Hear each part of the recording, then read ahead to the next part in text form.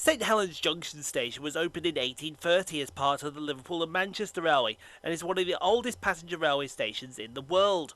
These early intermediate stations were often little more than halts, usually positioned where the railway was crossed by the road or turnpike.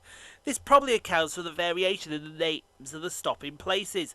St Helens Junction was probably originally known as Bottom of Sutton Incline, becoming St Helens Junction sometime in 1832 or 1833, although a local historian puts the opening date as later. The US 6-inch map surveyed in 1846 and 1847 has the station named St Helens Station. The station is situated on the south side of Sutton, just after the Manchester-facing connecting line from the St Helens and Runcorn Gap Railway, hence being called Junction. The main line from St Helens and Runcorn Gap Railway crossed the Liverpool and Manchester Railway on an overbridge shortly before the junction and station.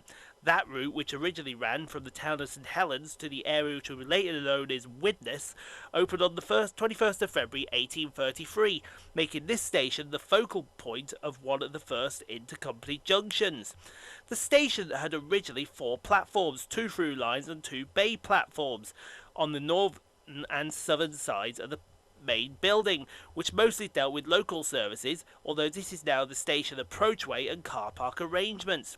From Liverpool Line Street, trains from Liverpool Line Street would also terminate at St Helens Junction during the mid-1950s, whilst the shuttle service to and from St Helens Shore Street was withdrawn in June of 1965.